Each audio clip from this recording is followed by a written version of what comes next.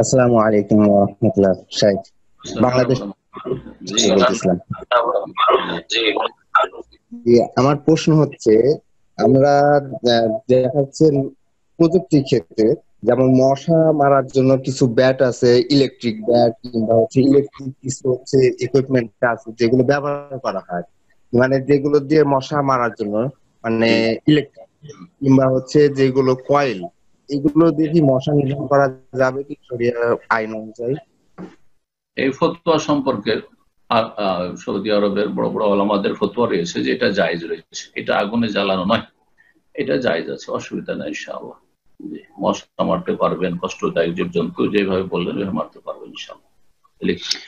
আসসালামু আলাইকুম রহমতুল্লাহ। শাইখ বাংলাদেশ থেকে বলছিলাম। রাহমাতুল্লাহি ওয়া বারাকাতুহু। জি বলেন।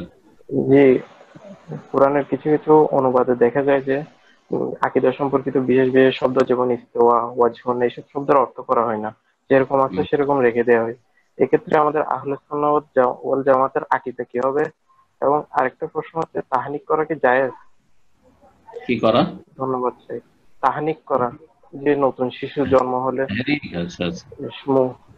জি আল্লাহ রাব্বুল আলামিনের যে সব গুণগুলি রয়েছে কোরআনে কারিমে, সেগুলির যদি সূক্ষ্ম অর্থ পাওয়া যায় বাংলা ভাষা, অনেক সময় পুরোপুরি অর্থ প্রকাশ পায় না, যার ফলে অনেকে হয়তো আরবিতে লিখে দেয়, যাতে করে আমি যেহেতু এটাকে ব্যক্ত করতে পারছি না একটা বাংলা শব্দ দিয়ে, উপযোগী শব্দ পাচ্ছি না, সেই জন্য সেই শব্দটা লিখে দিয়ে তারপরে ব্যাখ্যা করলো। অসুবিধা নেই যদি কেউ এটা মনে করে অনুবাদক। আর যদি দেখা যায় যে কোনো একটা শব্দ দিয়ে সেই কথাটি ব্যক্ত করা সম্ভব হচ্ছে, তাহলে অনুবাদ করবে। আর অনুবাদ আল্লাহ রাব্বুল আলামিনের নাম গুণাবলীর ক্ষেত্রে সতর্কতার সাথে করতে হবে। তো যাই হোক, আপনি কি বোঝাতে চাইছেন? ইস্তাওয়া, ইস্তাওয়া মানে আল্লাহ রাব্বুল আলামিন সমুন্নত হওয়া। আলা অর্তাফা, আরবিতে অনুবাদ তার করা হয়েছে আলা ওয়ারতাফা, সুতরাং সমুন্নত, এটা বেশি ভালো সূক্ষ্ম অনুবাদ।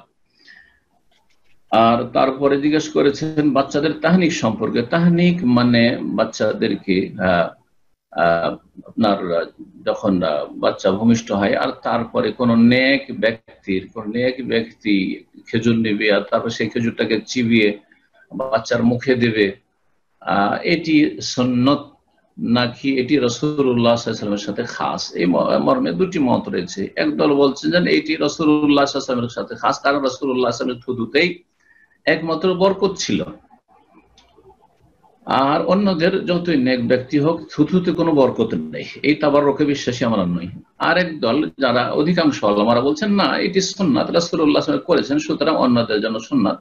কোন নেক পরেজগার ব্যক্তি সেই আপনার একটা খেজুর চিবিয়ে বাচ্চার মুখে দিয়ে দিবে, যেটা তার জন্য উপকারী হবে এবং এটা এই সুন্নতটি পালন হবে। যদি এটাকে আপনি সুন্নত মনে করে করেন তো সুন্নাত, ফরজ ওয়াজিব নয়।